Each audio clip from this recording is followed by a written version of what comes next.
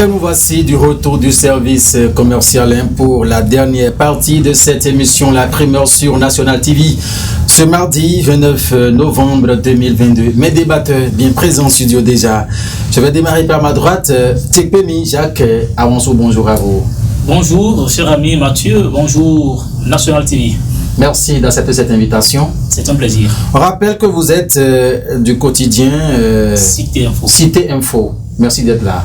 Merci à vous aussi. En face de Tekpemi Jacques Awanso ce matin, Eric Koutiko, voilà, rédacteur en chef de la télévision numérique Royal TV Bénin. Eric, à nouveau, bienvenue. Bonjour Mathieu. Nous voici encore. Vraiment. Alors, ça fait plaisir de vous retrouver en ce studio de National TV pour cette émission, la primeur qui reprend de plus belle dans nos locaux. Nous allons démarrer par vous. Le sujet, c'est bien évidemment, mesdames et messieurs, la dernière sortie de l'ancien ministre de la Défense du président Patrice Talon, Candide Azanahi. Eric Koutiko, vous suivez un peu comme nous sur la toile l'ancien ministre de la Défense. Tout à fait, oui. Je voudrais d'abord vous remercier pour le plaisir que vous m'avez fait en m'invitant sur ce plateau de National TV. Quand on dit Candide Azanahi au Bénin, c'est quelqu'un qu'on ne présente plus. Quand nous allons faire une petite histoire de cet homme, en 2014, 2015, début 2016, quand on parle de Candide Azanahi sur la toile, tout le monde sait ce qu'il est, tout le monde sait ce qu'il valait. Il est là après l'élection du président Patrice Talon en 2016 et au cours de la formation du premier gouvernement du président Talon, Candide Azanahi s'est retrouvé ministre de la Défense délégué auprès de la présidence, quelque chose du genre. Il est là et puis en mars 2017, on voit l'homme démissionner du gouvernement. C'était une surprise pour tout le monde et on savait peut-être qu'il allait ravaler sa vomissure, mais l'homme est resté sur sa parole jusqu'à ce jour. Il est là et puis ces derniers temps, on a constaté qu'il a encore commencé par animer la toile. Est-ce que ce serait comme avant? Parce que quand Yahya Bouni était au pouvoir et on écoutait l'homme, on l'écoutait et on sent un courage dans ses audios, on sent qu'il est déterminé. Oui. Mais après sa démission, il est resté calme. Pendant longtemps. Pendant longtemps. Et c'est ces derniers temps qu'on a encore senti qu'il est revenu sur la toile. Et qu'il vous souvienne, oui, allez-y. On lisait comme vous que après sa démission, on prend Candide Azanahi comme bouc émissaire du président Patrice Talon. Il est là-bas, il est ici, les gens ne comprennent plus rien. Maintenant, est-ce que Candide Azanahi a effectivement démissionné? Il y a cette interrogation qui reste jusqu'à ce jour. Voilà, l'homme a commencé par parler comme d'habitude. Est-ce que les gens auront encore de crédit à Candide Azanahi? Point d'interrogation. Parce que on sait, si on savait ce qu'il disait, ce qu'il faisait du gouvernement défunt. Voilà. Le gouvernement actuel, tout le monde sait que le chef qui est là, on ne s'amuse pas avec lui. Du tout pas. Hein. Donc, Candide Azanahi est resté bouche bée jusqu'à un moment donné. C'est vrai, au cours des élections 2019, on l'a vu aux côtés de Soglo, de Yahi pour leur affaire de l'opposition, la résistance. Et puis, paf, après, Azanahi traite les autres déjà du parti de la mouvance. Donc, il s'est retrouvé seul. On était là, et puis plus précisément en avril, 12 avril, si j'ai la bonne mémoire, dernier, il s'est vu délaissé par celui-là que je peux appeler son poulain. Oui. Je voulais parler de l'honorable Guy Dossou-Mitokbe, voilà. qui a démissionné du parti Restaurer l'espoir de... Donc il était le secrétaire général. Et il a milité pour ce parti pendant 15 bonnes années. Donc l'homme a démissionné, puis paf, on a encore commencé par écouter Azanahi. Est-ce que, c'est moi, les dernières sorties de Azanahi, est-ce que c'est pas de la distraction qui ne dit pas son nom, selon moi? Parce que plus loin, oui. il est allé traiter son poulain, entre griffes, de celui-là qui a gaillé 3 millions pendant 3 ans et qui ne peut ne pas acheter un cloboto ou ne pas ouvrir une cafétéria. Je me suis dit... Tous ces propos de candidat Zanaï. J'ai traité ça de... C'est pas bien selon moi parce que il a formé Mitokpe. Oui. On sait ce que Mitokpe a fait à l'Assemblée lors de la 7e législature. On sait d'office que l'élève est à l'image de son maître. Maintenant, bon, il a commencé par attaquer Mitokpe. Mais Mitokpe, ce que j'ai aimé en Mitokpe, oui, c'est que, selon moi, c'est qu'il a reçu une bonne éducation. Il n'a pas répondu. Il n'a pas répliqué à son mentor. Bon nombre de Béninois attendaient ce...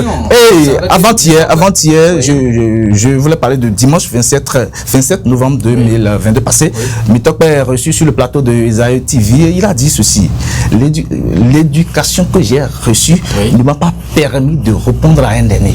Fin de citation. J'ai loué ça là. J'ai apprécié. Eric Koutikor, on va faire un tour, voir Jacques rapidement avant de revenir à vous. Alors, Tchekwe, quand on reconnaît tout ce que la candidat Zanaï a fait, ses efforts pour l'arrivée du président Patrice Talon au pouvoir en 2016, avec ses sorties aujourd'hui, à quoi peut-on comparer ça?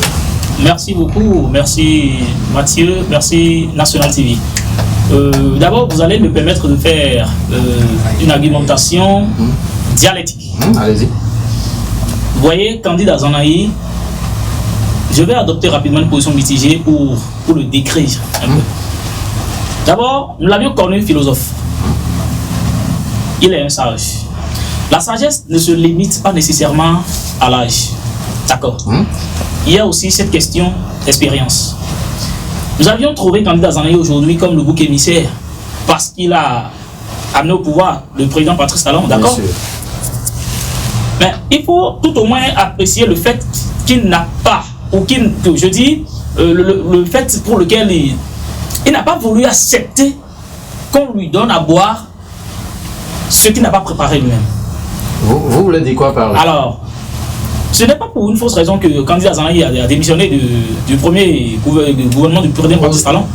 Je ne sais pas la cause, mais il faut comprendre quelque chose, c'est que candidat Zanaï, quand on l'écoute, c'est parce qu'il n'est pas d'accord avec la suite de ce qui s'était entendu, c'est-à-dire du contrat qui a été fait entre le président Patrice Talon et lui. Il y avait un contrat. Bon, nécessairement, s'il n'y a pas un contrat, c'est que il n'y a pas possibilité que le gouvernement se mette en marche. Un contrat. Je veux prendre un taxi, sur Cotonou pour Port-Nouveau. Oui. Il faut nécessairement que je dise au conducteur, voilà, j'ai 1000 francs à donner, non, j'ai 1500, c'est déjà un contrat, même si ce n'est pas un contrat légitime. Le contrat peut être verbal, voilà, un contrat verbal, merci. Voilà, donc, le candidat Zanaï, sa sortie aujourd'hui, moi je vois cela comme un avertissement à la population béninoise. Ah bon, hein? Oui, un avertissement en ce sens que tout peut se passer comme tout peut ne pas se passer. Oui, il est sorti pour dire au peuple béninois que, attention, voilà ce que nous devons faire. Il accuse le président Patrice Talon parce que la démocratie n'est plus à sa place, ainsi de suite. Moi, je pense que la démocratie est toujours là, mais elle a un autre nom. Ce nom, c'est la démocrature. Ah bon? Oui. Il faut parler plutôt de la démocrature que de la démocratie. Ah bon? Oui, ça signifie donc un régime où l'équipe en place respecte légalement et légitimement les tests, les réformes de la démocratie, mais en privant peut-être le peuple des libertés publiques. On est d'accord? Il y a des entraves qui nous empêchent parfois d'atteindre certains objectifs. Le mieux, c'est d'enlever ces objectifs-là. C'est d'enlever ces entraves, du moins, de notre parcours. On est d'accord? Candidat Zanaï, c'est parce que lui ne peut pas faire. Il a laissé donc place à quelqu'un d'autre pour faire. Le mieux, c'est de se ranger. D'accord? Oui. Je vais dire, dans son prétoire. Parce que quand la cour du mouton est sale, ce n'est pas au port de le dire. Du tout pas. Oui. Et lui, comme nous allons nous poser la question de savoir, qu'est-ce qu'il veut au juste, candidat Zanaï? Hier, il a dit autre. Aujourd'hui, il est en train de dire aussi. On dit qu'il devient versatile. C'est le même Béninois qui l'écoute. Hein. On est d'accord. Nous devons l'écouter parce que sa sagesse doit nous servir de leçon. Hier, il a fait preuve de cette sagesse avec le gouvernement de Yahya Boni. Il continue de faire avec le gouvernement de Patrice Talon, même s'il ne fait pas partie de ce gouvernement aujourd'hui. Donc, on doit comprendre que Zanaï est descendu pour avertir le peuple béninois. D'accord? Et c'est quel genre d'avertissement? C'est un avertissement. Il faut comprendre quelque chose. Allez-y. Est-ce que nous sommes sûrs que les élections prochaines seront réellement des élections inclusives. Ah bon, qu'est-ce qui vous fait dire? Mais si nous avons déjà une idée claire, concise et précise des partis qui prendront part à ces élections. C'est pas à moi de... Je ne suis pas juriste. On reviendra peut-être sur cette question, mais bien après. Cette fois-ci, mesdames et messieurs, il est bel et bien question des sorties de candidats Zanaï. C'est comme vous avez la parole, je vous la redonne. Merci beaucoup. Donc, il faut comprendre que la sortie de candidats Zanaï aujourd'hui, ce n'est pas de l'agitation. C'est juste un avertissement. Voilà. D'accord, dans un premier temps. Dans un second temps, il faut voir cela comme je vais dire, une commandite. D'accord. Sinon, je vais dire une instruction d'une autre main visible. Cette expression. Oui, peut-être. C'est l'inspiration des débats qui est moi, je préfère aller directement à cœur ouvert. Vous savez, et notre domaine, comme le dit l'autre, c'est un vaste domaine. D'accord. Oui. Le ferraille peut se lever aujourd'hui et devenir journaliste. Et se faire appeler journaliste. C'est normal. C'est ce qui se passe aujourd'hui. D'accord. Les médias ne sont bien plus bien que vous. Je n'en disconviens pas. Allez-y. Laissez-moi vous dire, selon nos investigations, il y a trop de choses qui se passent dans les coulisses. Franchement parlant.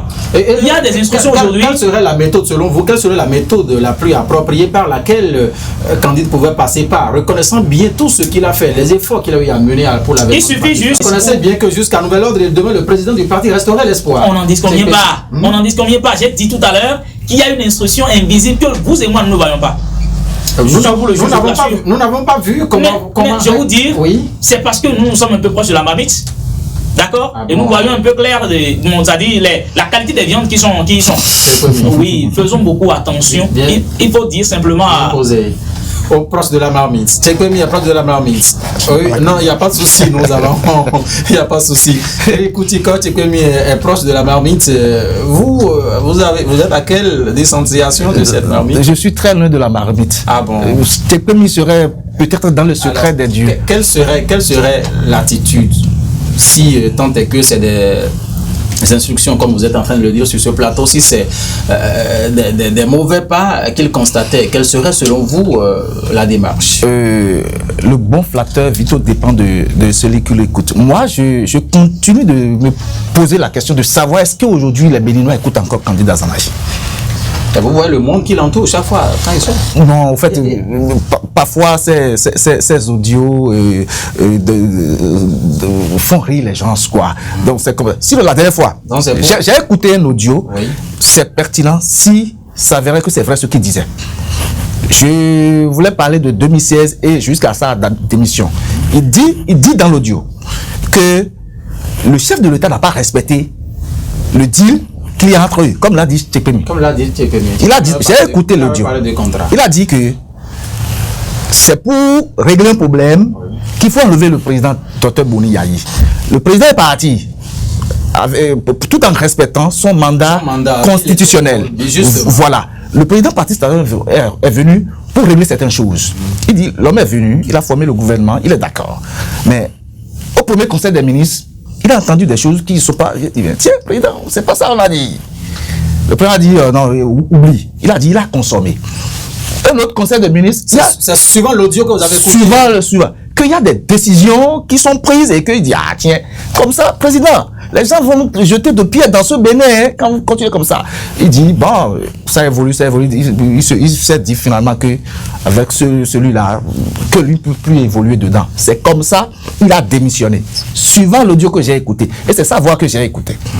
Sa voix plaisante. Vous voyez? Donc, si c'est éventuellement ça, l'homme aurait raison de démissionner. Et après sa démission, que faut-il faire, justement, si on reconnaît très bien que Patrice Talon, c'est l'homme qu'il fallait pour remettre ce pays sur l'orbite du développement? Justement, c'est vrai, à l'avènement du président Patrice Talon au Bénin, il y a beaucoup de changements, avouons-le, mais quand il reste à faire, rien n'est fait. Le côté social. Il continue de le faire. Il continue de le faire. Il va toujours le faire pendant le reste de son mandat constitutionnel. Oui. Plaise au ciel. Plaise au ciel. Mais le peuple béninois n'est pas encore satisfait. C'est vrai, les réalisations d'accord, mais le social d'abord. Ça, tout le monde sait. Jusqu'à ce jour, le social au Bénin, ça reste encore beaucoup à faire. Là, Eric n'a pas desserré ceinture. C'est ça que vous voulez dire? J'ai déjà 17 depuis. Voilà. Continue. Donc, vous voyez, Candide Zanaï, il a joué un rôle important de 2014 à 2016. Et ces efforts ont donné de bons fruits. Voilà.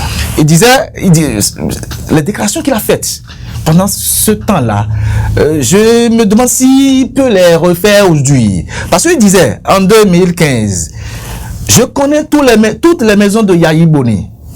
Nous allons partir dans ces maisons simultanément. Et nous allons le prendre tchéké. Il avait dit ça. Ces expressions. Il avait déclaré ça. Est-ce qu'aujourd'hui, il peut faire encore cette déclaration face au président Patrice Talon? Là, je ne sais pas. Ah bon? Je ne sais pas. Ce que je sais, et ce qui me gêne un peu dans l'affaire dans ces sorties, je sens qu'il veut intimider le peuple. Parce qu'il n'appartient à aucun parti politique. Il a encore déjà pris le parti de l'opposition radicale. Je voulais parler du parti Les Démocrates. Il a commencé à dire que c'est un parti de Patrice Talon. Finalement, qu'est-ce qu'on peut retenir? Et c'est là, moi, je retiens finalement que candidat Zanaï ne sait plus ce qu'il dit, ou bien ce qu'il faut dire au Bénin. Il faut simplement dire que candidat Zanaï, il devient versatile. Et comme ça, il y a un peuple qui doit l'écouter. Dans le même temps, il y a un peuple qui ne va pas l'écouter. Et pour ce peuple adogocrate, je mets entre guillemets, ce peuple doit l'écouter. Parce qu'ils ont besoin, parce qu'il a besoin, je vais dire, de se satisfaire le besoin. Et ce peuple qui ne va pas l'écouter, c'est ce peuple férure, je vais dire, de la mauvaise gouvernance. Vous mettez quoi dans oui, il ne faut pas voir que les thèmes se ressemblent. Je dis ce peuple féru de la mauvaise gouvernance parce que ce peuple qui ne veut pas le développement du Bénin, c'est ce peuple qui va écouter donc candidat Zanaï. Ce peuple qui doit écouter candidat Zanaï, ce peuple n'a pas de position. Et sa position n'est juste que comment faire pour garantir la paix quotidienne. On est d'accord? Il faut simplement prier candidat Zanaï de faire sa tournée avec soin, avec sagesse comme autrefois, pour ne pas tomber donc dans les pièges du pouvoir en place. Voilà. Pouvoir en place au piège de la justice. En tout cas, aujourd'hui, toutes les institutions, presque toutes les institutions, oui, sont dans les mains du pouvoir en place. On est d'accord? Voilà. Alors, mesdames et messieurs, nous sommes presque à la fin. Eric Koutiko, votre mot de conclusion. Merci à vous. Je voudrais inviter le professeur, je l'appelle professeur parce que c'est un sage, candidat Zanaï. Je voudrais l'inviter à la sagesse. C'est vrai, tout Béninois sait le rôle qu'il a joué dans le passé pour maintenir la démocratie chèrement acquise au Bénin. Je voudrais l'inviter à la sagesse pour que ces prochaines sorties soient cadrées, afin que tout ce qu'il va dire peut-être soit des choses qui vont tenir l'attention du Béninois pour que le Béninois ait confiance en lui. Sinon, le contraire serait le contraire. Le contraire serait le contraire. Paix à la main de Jean Poton. Ça, cette expression, c'est pour les disparus. C'est bon, vous avez un message pour conclure, vous avez quelque chose à dire? Bon, je dois forcément avoir un message. Inviter simplement le peuple béninois à deux choses. La première, à la vigilance. La seconde, à l'éveil. On peut toutefois éveiller et ne pas être vigilant. D'accord? Parce que je suis en éveil, je vois ce qui se passe devant moi, mais simultanément, il peut y avoir un danger devant moi tant que je ne sache. D'accord? Que le peuple béninois se prête donc à l'éveil et à la vigilance. Et là, je pense que le meilleur reste à venir. Merci à vous, Tchekpemi Jacques. Merci. Mesdames et messieurs, Jacques Tchekpemi à Ronsou, en face de Eric Koutiko. Tchekpemi de National Info. Cité.info plutôt. Autant pour nous. Eric Koutiko, c'est le rédacteur en chef de la télévision numérique Royal TV Bénin. Mesdames et messieurs, merci infiniment de nous avoir suivis. Le premier numéro, voilà, nouvelle version de cette émission, la primeur, prend ainsi fin avec toute l'équipe de la réalisation. Ils sont nombreux derrière. Hein. Félicien Bonou, merci à vous. Guillaume Moukari, merci à vous. Merci aussi à Paten pour cette assistance technique. Le rendez-vous, c'est encore jeudi, par la grâce de Dieu. Portez-vous bien, mesdames et messieurs. Au revoir.